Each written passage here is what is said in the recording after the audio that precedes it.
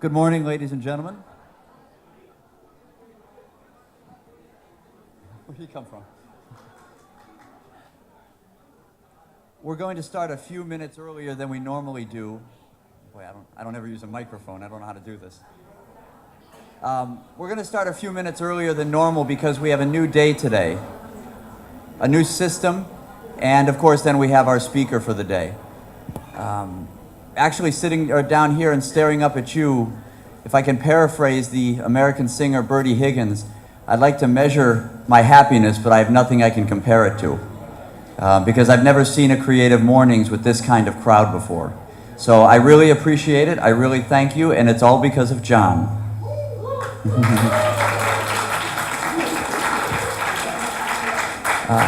My name is Michael Fall. I'm the Dean of Bangkok University International, but for you I'm just going to be the new Dr. Vincent. We are going to be running the Creative Mornings through Bangkok University International from now on, and so these mornings will be brought to you by our undergraduate program, which means for the people who usually come to this event, the people from the industry, I'd like for you to look at your left. I don't know if that's me or not. Look to your left, look to your right, look around you. You are smack dab in the middle of our undergraduate enthusiasm. And when we talk about being creative and being the creative university, you're staring at the future of Thailand's creative input. So I'm very pleased to see all of them, and I hope that you can have a chance to interact with them throughout the rest of the morning. Jon will be speaking for about 20-30 minutes today. We'll open the session to question and answers after that. And of course, feel free to mingle around and hang out around VU if you choose to. I thought it was going to rain about 30 minutes ago, so I'm really happy to see all the sunshine. I also want to make sure that we thank the sponsors who bring us this, our Obonpan, who feed us almost today. Yes, thank you very much. Donuts are high quality. All this stuff is good. We also have our friends at MailChimp, and I'd also like to thank the staff that put this together for me. Staff in the singular, which is Ajahn Sai. Ajahn Sai, are you here? This is Ajahn Sai. This would not be here if it wasn't for her. Thank you, Ajahn Sai. Somehow she was scaling these sheer walls to hang our signs yesterday when I arrived, so she's going above and beyond. So ladies and gentlemen, I want to welcome you to this first event, if this is your first event, and for returning folks, I think we've got another great day in store for you. I also want to put out a pitch. Next month we have a bit of a tricky subject. The tricky subject is death, and I am looking for speakers in terms of transformation, renewal, growth from, things like that. So if you have issues or friends who might be able to help with this, please see me afterwards. Otherwise, I'm going to turn our attention to Jon. This is a really cool speaker for me. This is something different for our students to see. This is an entrepreneur. This is someone who embodies several of the last Creative Morning elements. I think of compassion right away when I think of crowdsourcing or crowdfunding and finding people's passions. This is a man who's built a business on the ideas of others, the idea of his idea to build ideas with others to create bigger ideas. And I think that's the essence of what Creative Mornings is for me. I'm going to let him provide any information on his background because he knows it better than I do. But his companies, Asiola and the concert company. Yes, Wonderfruit, they operate at the nexus of several different levels of Thai society, several different levels of culture, and I think this is going to be a really interesting, insightful talk. So without further ado, I'm going to bring up our guest speaker. Thank you once again for coming, and Jon, I really appreciate your being here. Thank you, Michael. Thanks for everyone for coming out. I know it's super early, at least it's really early for us. But you know, with everyone here, I just want to get an understanding of who's an undergrad here. If you can raise your hands. Okay. And people from the industry? Okay, wow, that's awesome. Now, it's really good to see a good turnout, and I hope that I can present and show you some good concepts of what we're doing. But also, if for your entrepreneurs and people out there thinking about starting new ideas, I hope I can share my experience and inspire you guys to do something on your own. Oops. So a little background on myself. We run a couple companies at our office. One of them is Asiola. Asiola is a crowdfunding platform. Does everyone know what crowdfunding is? No one? Okay, one or two people. I will explain it later on in the presentation. Our other business that we run is a festival called Wonderfruit. Does anyone know what Wonderfruit is? Okay, a few more people. Cool. I will explain what Wonderfruit is too. So, why these two businesses? I think when we call ourselves a startup floor, by the way. The balloons are meant to say startup floor, but we're a little disorganized to a certain extent. We have these two businesses because we are about promoting and debuting new ideas. We're about supporting new ideas. And we view crowdfunding as a model to be able to support and also necessarily fund the ideas to go through. With the festival space, we see it very similar in the extent that it's a place to debut new ideas and creativity that we can showcase for the country. What we're seeing, and one of the reasons why we started to get in this space was we saw a melting pot of ideas, and it really carried through across multiple industries. We're talking about startups in tech. Every day we're seeing new festivals come out, or concerts, or new events that are happening. We're seeing creativity in a lot of the arts fields, and even I think you guys can see with F&B and restaurants, there's no shortage of different ideas. And we're seeing people that are super, super connected. With a population of 68 million, we're seeing a 91% mobile penetration rate. Smartphone penetration's roughly about 70%. And actually, a few years ago, this was only at 35%. People are spending a lot of time on Facebook, to 2.5 hours per day. People are downloading games. There's just a ton of activity. And it's no surprise. And one of the real popping figures that came out from the Hootsuite guys and We Are Social. Whoops. Sorry about that. Yeah. Thailand is number 9 in active Facebook users in the world. When we look at Bangkok, it's the number 1 city for Facebook active Facebook users, which is staggering. But it's no surprise because the way we build, develop, and distribute content here is staggering. In 2015, there were 494 million photo uploads from Thailand alone, which is number 1 in the world. I'm sure you guys seen the list from either BK Mag or Coconuts that CM Paragon continues to make the top 10 placements of most photographed. I know Terminal 21 also has. It really goes lengths to show the amount of content that's being produced at a large scale. And we've seen startups rise. When I first started my gaming startup, that was about 6 years ago, and there was only a handful of startups actually here. Even 2 years ago, or 3 years ago in 2014, Bangkok Post reports 300 startups that were here. And even last year, you can see the growth. We went from 300 startups in the past 3 years to 6,000 plus. It's staggering, and it's only beginning. But what about funding? You have all these startups, where do you get the money from? And we're seeing more investment come in from angels, from VCs, from PE funds. But is that really enough, right?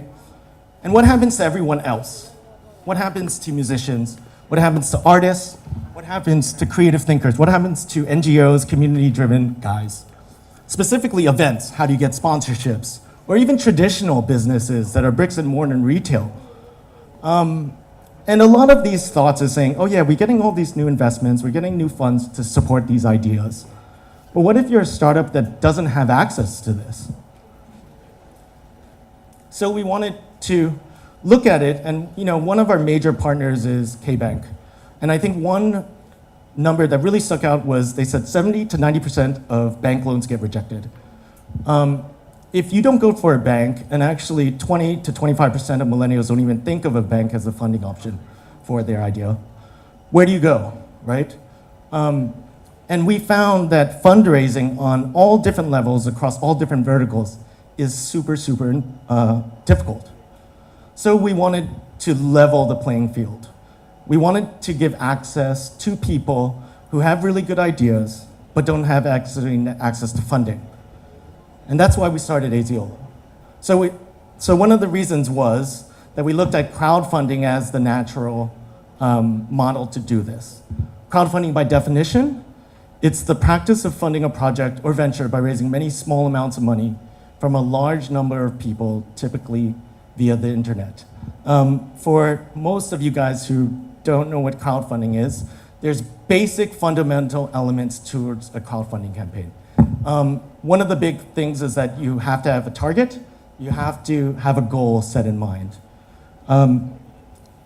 Within that goal, if the idea reaches its goal, and this is contributions coming from people, the idea goes through. But if the contributions don't reach its goal, meaning don't pass 100%, the idea doesn't go through. And everything is linked towards time. I think time with crowdfunding is the biggest incentive towards having people not only push, but be a part of individual ideas and getting things started. We are in something called reward-based funding. And the way it works is that if you're a supporter, you hear about a certain idea, whether it's you want to create the next iPhone or open the next restaurant, or be a part of the next big idea, you have the community come and be involved with what you're doing. So they believe in your idea. They say, yes, I want to be a part of it. And they purchase what we know as rewards by supporting, and that ultimately helps you fund or get to part of your goal.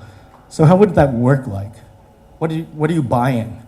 There's a lot of different things you can strategize and put in crowdfunding campaigns, from merchandise to services or experiences.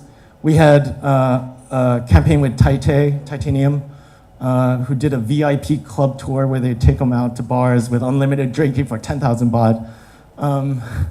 We had one-of-a-kind artwork from Alex Face to individual houses that you could buy for people to paintings and experiences. I think you can do whatever, but it's a way to incentivize people to be a part of various ideas.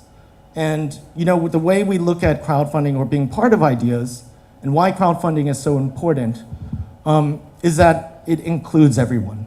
It's no longer the days where you have to have money to be a part of something. If you have 100 baht, you can be able to support. If you have 100,000 or 1,000,000 baht that you want to support, you can do that too.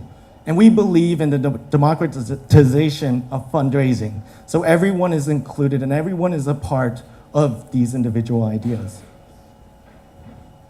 There's 3 models to crowdfunding, and just more on the business side. Right now, reward-based is the only available model that's in Thailand. We're first in line for equity that's launching next year, but that is actually a license that's given from the SEC, so they haven't opened it up just yet. And there's lend-based crowdfunding, which is basically microloans from multiple people to lend out in certain projects, which is illegal in Thailand. So right now, the only model that exists is reward-based, and that's really an interesting model to play with. I think when we look at crowdfunding, the way we look at it is that it opens up so many different opportunities, both creatively and impact-wise. We love the fact that you can democratize fundraising by being able to give people a chance and let their idea be heard. What does that mean? We really believe that this model can impact Thailand, not just on the creative level, but also on the impact level. We believe and have done community-driven projects. We've helped entrepreneurs. We've done a lot of work with artists. And we've seen firsthand how this can do good. We've also seen how it can be used. I think one of the most unique things about crowdfunding is the level of involvement from all different sides. So you could be that guy off the street that says, I have an idea. I'm really not sure if it will work, but I want to test it within the space. Crowdfunding allows you to do that because you don't necessarily have to invest the money to move forward in it. And you let the community decide, right? Or you can be the event organizer. At Wonderfruit, and I'll get into that, sponsorship is the main source of revenue. And being able to find alternative revenues is always something interesting for us to identify and find. Crowdfunding works in that way. Or you could be the person with a startup, with people in the industry that want to raise their next round, or you want to move into an individual round and get funding this way. And this is where the different models play in. So we love it because it takes the people first approach, right? It flips traditional fundraising on its head and allows you, the community, to decide whether ideas should live or should not live. We always joke around about the unicorn thought. In the tech space, everyone talks about being the next unicorn or following the next trend. We don't believe in that. With crowdfunding, we say you should follow what you're passionate about. Like, ideas should live within you. You shouldn't follow what the next big thing is or what makes the most money. Follow what you love. And that's the beauty of this, is because if you showcase your passion and what you love to do, people will follow. Okay, so some examples. Talking a little bit too much about the model, you're saying, what exactly is it, right? We just recently did a campaign on the BTS. I'm sure everyone takes the BTS, and typically you see ads across the BTS running with skin whitening cream or, like mobile phones, and ads are right directly in your face. We wanted to get rid of that. So we came up with an idea, because these ads are constantly always in your face, to get rid of them. So we worked with Kamin Lerchai-Prasert. He's a fairly famous artist. He showed in the Guggenheim. He has a museum up north in Chiang Mai. He's very big on spirituality and abstract art. And we worked with him to say, okay, what can we do with the BTS? We put a crowdfunding campaign out there that asked people to help us get rid of ads. It raised 2.6 million within 20-something days, around that, right?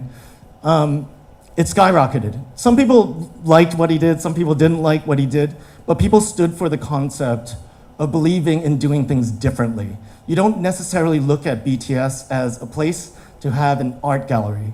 You look at the BTS as obviously a way to commute, but you see these ads always in your face, and we wanted to get rid of it, and we wanted to put a smile on people's face and promote art in a different way. So that ran, and we actually saw a lot of different success with it.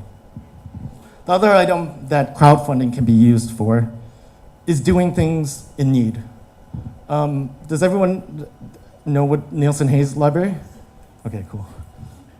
This was one of the projects that was dear to us, simply because we love old architecture. We believe in saving architecture in Thailand and doing whatever we can with it. This is where crowdfunding works really well, because when you look at this, the Nielsen Hayes Library was about to shut down. They needed money not only to renovate, but keep the land alive. And they looked to us to activate all their fans and all the people that have been to the library all over the years. And they put this campaign out. They raised and went 156% of their goal within days, right? And it was amazing to see how much support they got. Now, the rewards they put were pretty much donation-based. You can get some subscriptions to the library. They had a cool thing where you can have your name on a shelf. You can go take a piece of the old floor. There's a lot of different ways they played with rewards. But I think the biggest thing about this was the fact that people felt that they could do something with them. And being able to save concepts like this, I think, is a very interesting fit to how this model works. The other one that we thought was pretty cool, Klong Toi, in the slums, there's a lot of kids that are less fortunate. We've got word that they started an orchestra as a creative outlet to stay out of trouble and do good things. We found that they never did a concert or did anything creative, and we wanted to give these kids a voice. We did a campaign with them. I think that's the great thing about crowdfunding. It's not just funding. Actually, funding is a side element to all these stories. It's about getting the word out and having people feel connected from day one about what you're trying to do. So this raised and went well over 100% super quick. People found acknowledgement of these kids forming an orchestra. We were able to put them in the first concert hall. And since then, they've done so many concerts from there on. So I think it's like these stepping stones of getting from one place, having people contribute in step one, and this actually takes you up to multiple different levels, which is amazing to see. The other one, still community driven. We worked with YPO and Me Fa Lung to help tackle Chiang Mai's haze issues. I don't know if you realized last year, the haze issues was at an all-time high. Sometimes you couldn't land planes in Chiang Mai airport. It got so bad because farmers were burning crops and not knowing the right procedure to do things, and it was obviously putting a ton of carbon in the air and doing a lot of bad things. So these two organizations worked and came to us and wanted to shed light on this topic, but also identify the funding, get the funding to be able to throw a series of workshops to teach actually not the farmers, but the kids of the farmers to start to educate the next generation and do something good. Hold.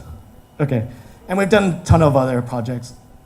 Everything from supporting creative arts to doing creative events to helping Thailand become a better place. But not everything was successful.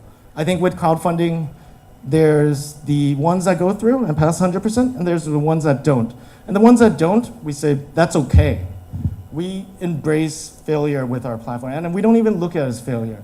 If your idea doesn't work the first time, then try it again. You know with crowdfunding that you can always improve. And even if it's successful, there's ways that you can improve your idea. So we never want to look at it as an end game to what you're trying to do. An example of this is these kids came to us. They raised actually several hundreds of thousands of dollars doing crowdfunding campaigns on Kickstarter for beach shorts. But they wanted to tackle a problem here locally. They looked at the high school boys' shorts as too tight, too rigid. No one ever changed the design. So they worked with European tailors to have like a more kind of cut fit, like you move around while you're skating and you're playing basketball. And you know how they put out this really nice video and made it super artistic. I mean, we thought the idea was great. We thought it was solving a problem, but you know, I think one of these things is that when you're trying to change behavior, it becomes a very difficult thing, and maybe the high school kids weren't necessarily ready for Euro shorts yet. But you know, I think then that brings me to why ideas are more successful than others, and this is one constant question that's being asked to us. There's no direct answer, and there's no calculation to this. You know, we say, tell a good story, have purpose, launch at the right time, communicate well. But the biggest thing is challenging the norm, being different. There's so many ideas out there, and it's so saturated these days, and everyone's doing the same thing. We really promote getting yourselves out there and standing out and being different, which brings me to Wonderfruit. Wonderfruit is a 4-day arts and music festival. Actually, it's way more than a music festival. Most people think of it as a giant party, or maybe a party for hippies or celebrities. There's a lot of different perspectives on Wonderfruit, and that's probably one of our biggest challenges to get over that hurdle, and hopefully we'll get over that hurdle one day. But it's not a music festival. In fact, music is just one part of what we do. We carry through and support creative arts. We support entrepreneurs within the food and beverage game. We support talks and workshops, both creative and internationally. We do a ton of wellness activities, everything from yoga, meditation, to Reiki, to you name it. We support inclusion. So it's not just about you going out and partying on a Friday night. We have family-related activities. We have a camp that's called Camp Wonder. People can bring their kids for all different types of activities, kids yoga, kids cooking classes, all wrapped around a certain theme, which is sustainability. Now, when we first started Wonderfruit, it was actually one of these ideas that stemmed from sustainability, doing good, social responsibility within the environment. But earlier projects before that were never successful because people view doing good for the environment as necessarily a chore. It's not something that's built into the lifestyle. It's boring, especially here in Thailand, right? And it's hard to do. So, how can we make that cool? How can we promote that doing good for the environment, being socially responsible for your actions, and conscious of what you do within your daily lifestyle? How can we get that through to everyone? Which is why Wonderfruit was created. Because everyone may think it's a party, or may come for the arts, or may come to see our individual speakers. But actually, the real concept behind it is doing good. And we wrap it in creative types of arts and activities that makes it fun for people. Take Jim Thompson's Molam bus. He redid an old bus, made it into a sustainable art gallery. We have Molam music. We promote Thai culture, but we do it in a creative way. And there's, across our land, which is about 90 rai worth of land, we have tons of camps and activities similar to this. So I think that brought us to a really interesting juxtaposition between having fun and social responsibility. It never went hand in hand. People would look at social responsibility as something that's on the serious side and fun on the other side. And one of our biggest goals was trying to bridge that. It's really about doing things differently. And I would say this with any type of idea you think about, any type of business you guys partake in the future. Differentiation is everything. And being able to support that and do cool things about that is everything as well. We have a ton of activities, 60 musicians, 45 workshops, 35 art installations, 50 plus food trucks. I think you kind of get the idea. But we really celebrate arts, we celebrate ideas, and that's something that we want to be known for. Has anyone actually been to Wonderfruit before? Okay, I know you guys. Really? Okay. Okay, so Wonderfruit, we pride ourselves on our architecture, and mainly because we use sustainable materials such as bamboo to use with our structures and our builds. And that's everything from actually a stage, which is made out of 17 rai worth of rice, which we eventually cooked after the festival. You can see the sharing neighborhood where we did a ton of workshops on the bottom left. The quarry, which is your late night venue for people who want to stay up late. And on the bottom right is actually what we call the Wonder Car. We crowdfunded this initiative. It's built out of bottle caps and recyclable bottle material.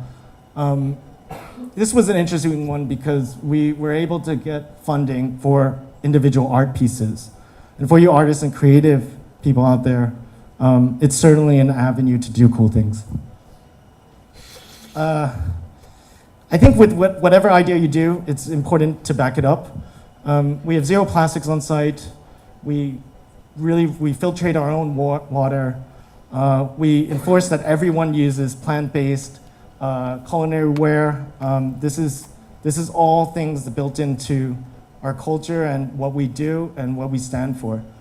Or it could look like something like this, which is probably your typical festival environment. And we want to avoid that at all costs. Okay, what have we learned? The big thing about this is that we have learned that experiences matter. J. Walter Thompson talks about how millennials would rather pay for an experience than a material item, and we couldn't agree more. And not just to millennials, we feel actually our whole entire Wonder Food audience actually values experience over anything. And we do too. One of the biggest things about Wonder Food, at least from a marketing side, is that we prioritize experience. We don't allow brands on site. What does that mean? You know, when you go to S2O, you go to Sonic, or you go to these other EDM festivals, or any type of festival, you'll probably see plastered with Pepsi, Heineken all over the board. We don't allow that. Even if we do have major sponsors from large corporations that are involved with what we do, we tell them you're not allowed to put your brand on site. And we tell them this for a specific reason, because we don't want to ruin the experience. And we feel that brands can break through and talk about things in different ways and through experiences. Case in point, Singha, right? They came, they wanted to throw their giant logos all over the place. We said, no, you can't do that. With every sponsor, it has individual areas or these camps. So we worked with our designers. We came up with a concept for them, which basically utilized their old beer crates, their old bottles as art installations, and made a chill-out beer garden area with a giant tent over it. It's probably one of our most popular spaces on site. And we don't put any branding, so no one knows at the point that Sing was part of this. But by providing a cool experience where people can enjoy themselves and they look back at the memories and say, this was a really damn cool place, ultimately leads to people actually finding out about this. And since then, you know, there's been a ton of earned media and social representation just because they did it this way. And, you know, that's probably one of the biggest things that we love to do, is to just challenge the different way of thought about doing things, and this carries through with marketing. Our other thought, and this is usually not a popular one in Thailand, is choosing names or artists that people don't know. Typically, most festivals go after the biggest names, which have the biggest followings, which guarantee the biggest amount of sales. We do the opposite. We want people to come for the experience, and not because there's a name there. Otherwise, you're chasing names every single year, and you don't come for Wonder Fruit. You come for the artist, right?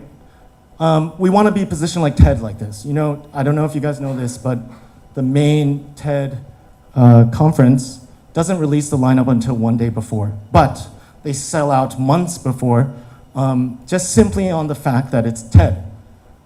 They trust the brand, people trust the brand, people understand that the experience and the content will be curated in a good way, and whatever speaker they bring, you know it's gonna be quality. That's exactly what we want to do with Wonder Fruit. I mean, we could hire this guy and probably sell all our tickets in one day and be done with it, but we don't. And we value bringing names that people don't know, and we do it intentionally. Because we want people to come to Wonder Fruit to actually experience new things, see new people, do new activities, get outside of the box in terms of what your circle or understanding is, or what you think is a good party or a good talk, or how you should do things. We welcome and celebrate people getting out of that.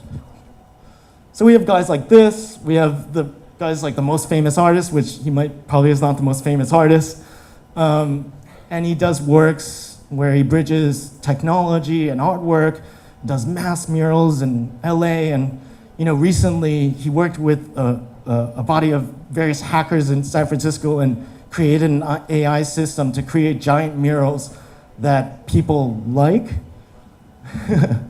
And then we have guys like Steve Gauster. I'm sure no one has heard of him. He's bridging the gap between cryptocurrency and doing good. So he has this thing called Tiger Coin. For every bot invested into the coin, allows you to reinvest that into reforestation, which helps endangered animals like the tiger within this region. And our lineup looks like this. We prioritize other pillars like outside of music, on the same exact hierarchy. We look at the fact that people from the art scene, or food, or even wellness should be on the same category as musicians. We want to promote art. We want to promote good ideas. We want to work with people here locally that are thinking differently, that are challenging the norm in many different aspects. Because, you know, with both our businesses, that's all we do, and that's all we think about, actually. It seems to be paying off. I mean, last year was a really good breakout year for us. We're seeing, you know, customer review ratings go through the roof. We expect double our audience this year, around 20,000. We're just really happy with where it's going, but, you know, we have a really long way to go. Okay, so just to sum it up, and I hope I'm not over time. Perfect. It's such a transformational time here in Thailand. You know, we talk about the digital economy, we talk about how people are connected, we talk about the amount of ideas that are coming, and the different spaces which are promoting ideas, such as what we do with Aziola and Wonderfruit.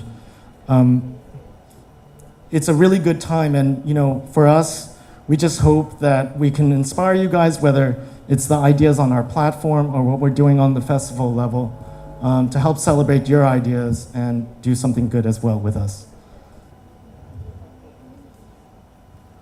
Do something good with? Thank you. Okay.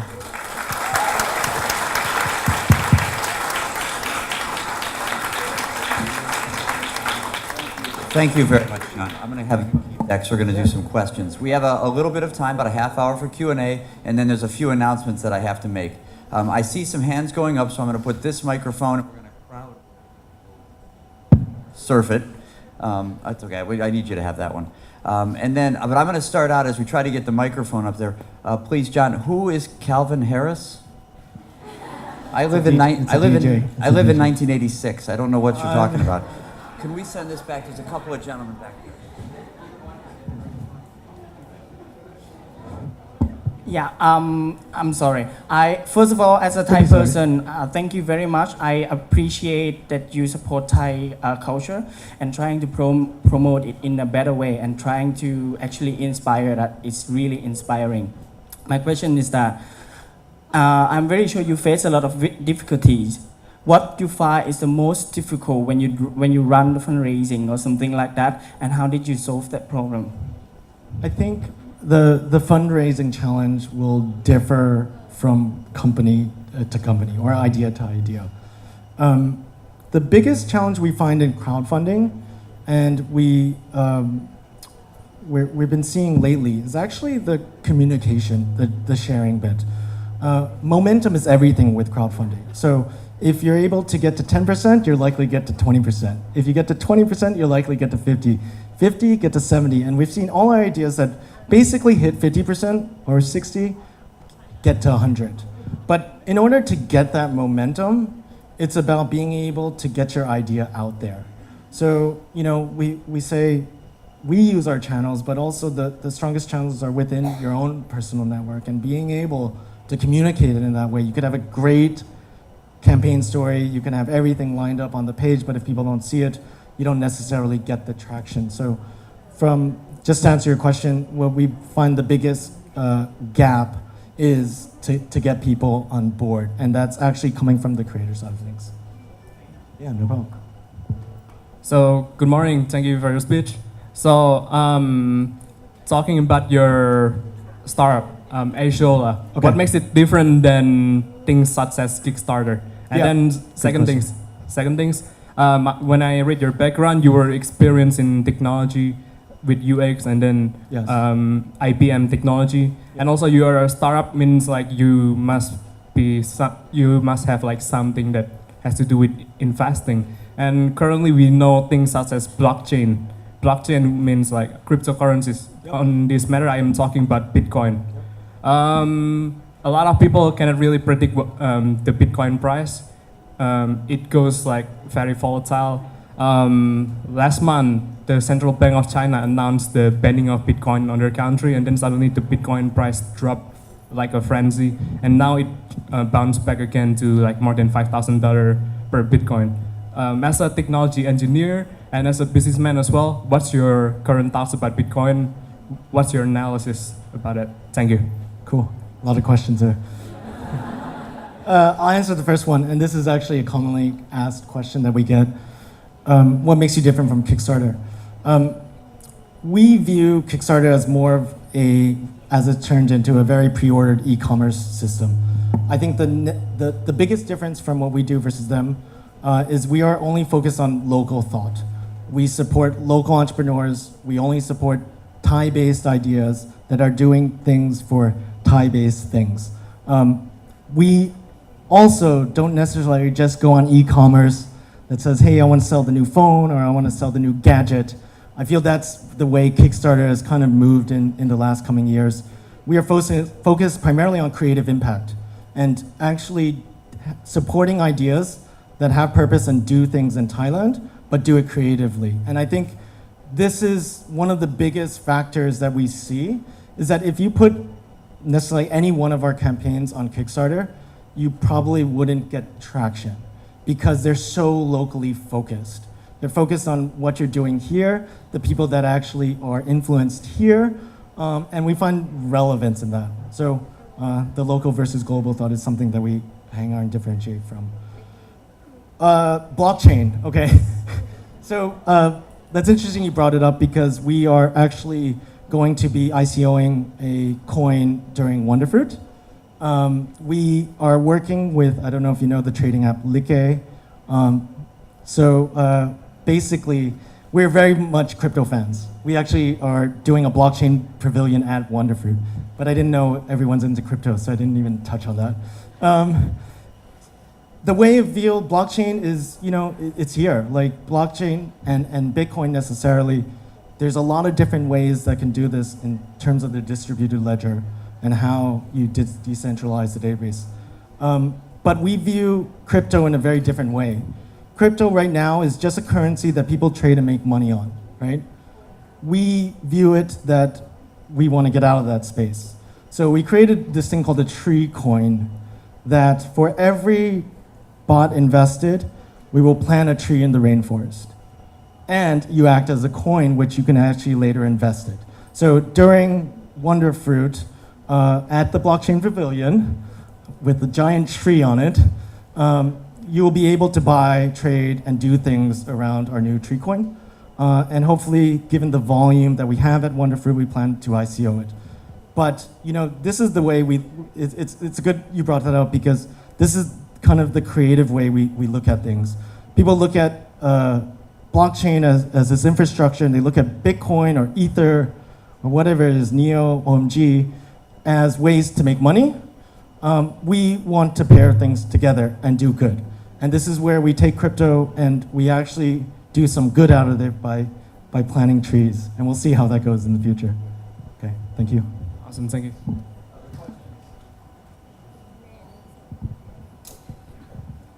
You were saying that for Ashola, like you mainly focus on creative ideas, and if I have a creative idea, which I don't, but if I have, I would be worried if my idea gets stolen because one of the easiest way to get your idea stolen from people who were funded and are checking on website like that. Do you have any things to ensure that my idea would not be stolen by anyone? I mean, nowadays it's a sharing culture, right? And I hear what you're saying. For us, we always think about the same thing as well. Even me talking to you about Treecoin, it's something that we say, okay, can people replicate it? Can people copy the model of Wonderfruit? Can people copy the model of Aziola? And quite frankly, they might, they could, but from an ideas perspective, which means that it's from day zero, it's a concept, you're really pitching in, I have this thing, or I want to do this thing, do you guys want to come on board with me? From that conception to actually where it gets delivered and implemented and actually into the market is an entirely different thing. And I guarantee you, if we all had the same concept in here, and we all had the same brief about what this idea was, we would have entirely different executions at the end. Entirely different. And everyone would think about it differently. because crowdfunding campaigns are necessary, you're building businesses here. You have an idea, you have a plan, and you try to execute it. Doesn't matter what the business plan is, the way people execute things is actually what separates other people from other people. And I wouldn't actually worry about people stealing your idea because they'll do it totally different than how you envision it. So don't worry about others, follow your passion, and do what you feel is right.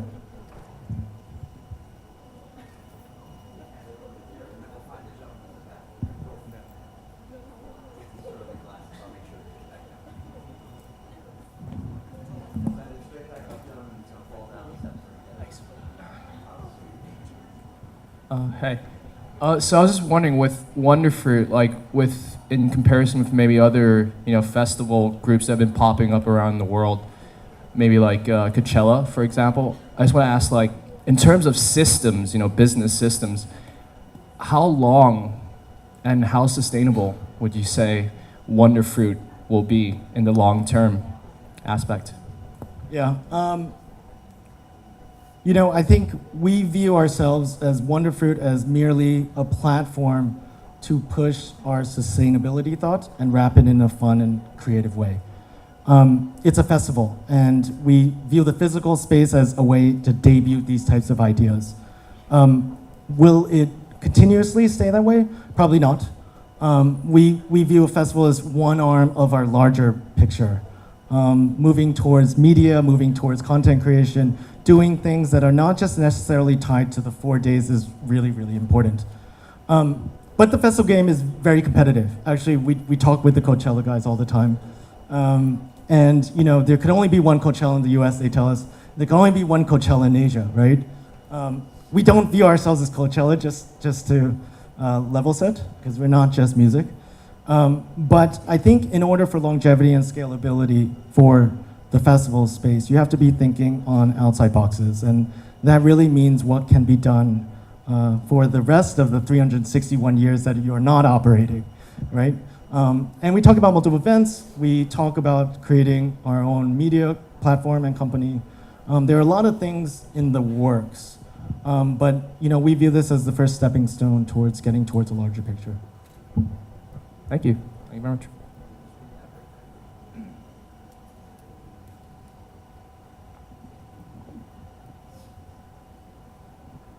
Thank you. Hello. Would you say there's a crowdfunding culture in Thailand? That's the first one. And second, what's the profile of the typical supporter of campaigns? Cool. That's a good question. When we first started, there was no culture at all. I think we were pretty early in the sense we did it about a year and a half ago. We couldn't buy someone to contribute. No one understood it. We actually launched with all famous and well-known artists. And we thought in this Instagram culture and this the follow culture and being able to have celebrities and well-known names behind it would support some growth, but it didn't actually. And we found that people with passionate small ideas with small fan bases actually work so much better than that. Since then, when we first started, we had 0 ideas submitted for the first 6 months. No one would submit ideas, they didn't get inspired at all. Now, we're averaging 50 to 60 ideas that come in a month. We hit, a couple months ago, we hit 100 ideas. Not all of these ideas are great ideas. I'm not saying they're blockbusters, but it's changing. People are feeling inspired and feeling that they can do things. And for us, that's everything. We don't say any idea is bad. It's just things you need to work on.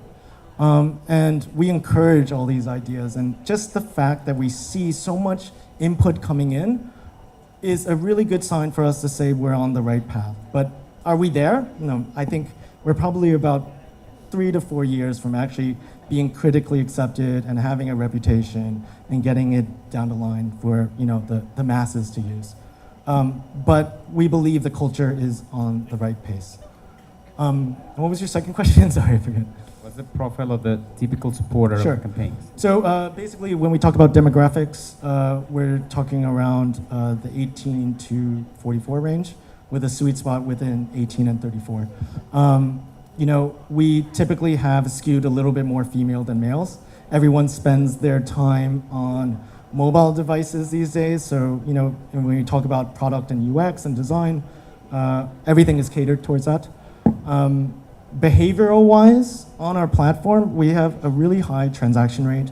So we have for every single transaction is about 3,200 baht, which is very high when you talk about e-commerce and the way it's benchmarked here in Thailand, which means that actually a lot of our contributors that come on are fairly affluent, because we don't have huge volumes of contributors, but we do have high transaction rates, which lends itself to actually a good volume. But for us, we want to move forward. We want to get everyone involved.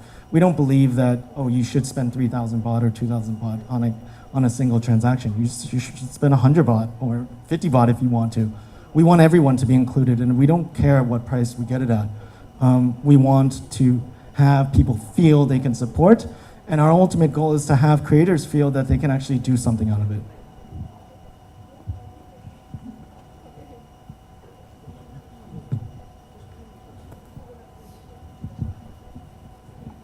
Okay. Okay, how about a round of applause? Wow. How about just clap? Thank you. Okay, I'm going to do the most cliche thing, which is to take a selfie with you guys. Okay. Oh, so you're you don't you, mind. buddy. We take all kinds of pictures. Selfie Hands stuff. up. Do that. Okay. Okay. Thank you, everyone. Jon Lor, ladies and gentlemen. I have just a few quick comments here. John's left us with many lessons today, creativity, collaboration, confidence. I wanted to add in one other item, is that the collaboration, the interconnection. There's a lot of people here and not everybody knows each other, and sometimes a smile can lead to a conversation that could lead to a lifetime change. This entire event came about because Ajahn Albina and I were talking about recruiting Russian students, and I mentioned one thing and we acted upon it, and a month later we have this. So that's the power of what interconnections and ideas can do very quickly. So for you, I thank especially Ajahn Albina.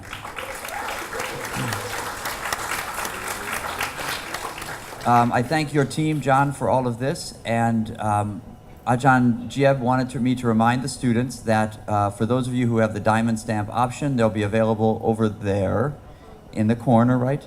And so that'll take place. And then again, to promote additional Creative Mornings, these occur every month, one Friday a month. We're leaning towards the 17th of November for the next one, although that will depend upon the speaker.